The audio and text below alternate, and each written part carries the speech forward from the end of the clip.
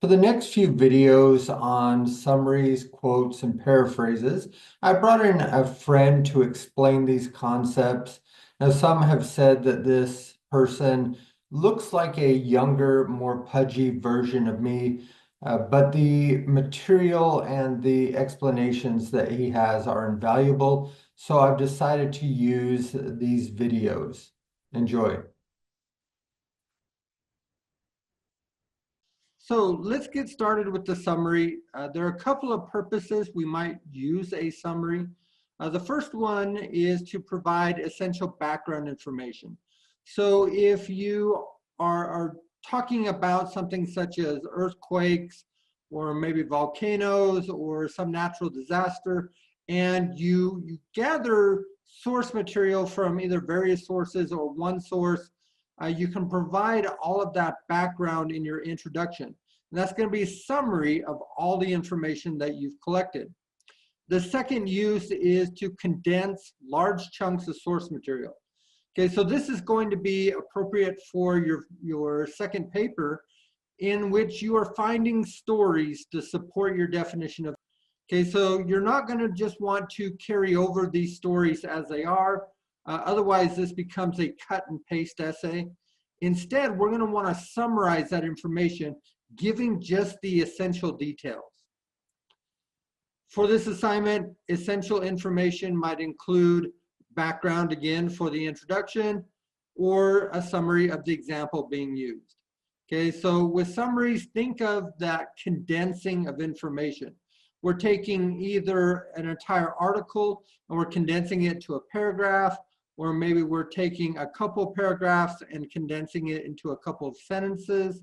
Okay, so we're reducing the amount of information that we're bringing in, bringing only the essential information and leaving out everything else.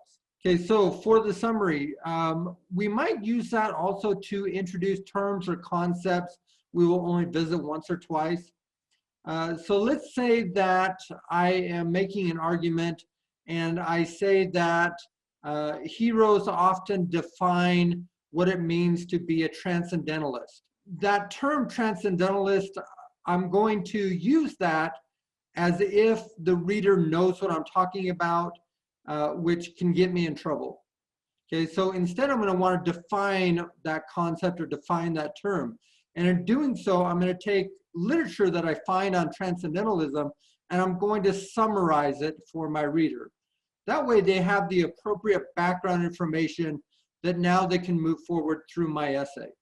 For this assignment, we might be looking at terms such as sacrifice. We might need to define what that concept means. We could look at something like survival of the fittest. I read an interesting essay that talked about if we have survival of the fittest, why do people who take a lot of risks end up surviving? Okay, so we might need to identify that concept. And lastly, maybe something like superego. Okay, if we don't know what the superego is, in Freud's kind of system of the id, the ego, and the superego, we might need to explain that for our reader. Okay, and we're going to do that through that summary. A good summary will be accurate and objective. So think about what you're doing here. You're compiling all this information and you're reducing it to a smaller chunk. So you're not making a claim about this information, or you're not assessing this information in the summary. All you're doing is you're reducing that information. Okay, so it should be objective, it should be accurate. Eliminate any subjective material. Okay, so you want to stay neutral. Don't weigh in on a summary until you've presented that whole summary, or presented at least a section. And then you can start commenting on it, but you're not going to do so within the summary itself. That should remain objective and factual. And then make sure the information is accurate. Okay, don't misrepresent what somebody is saying.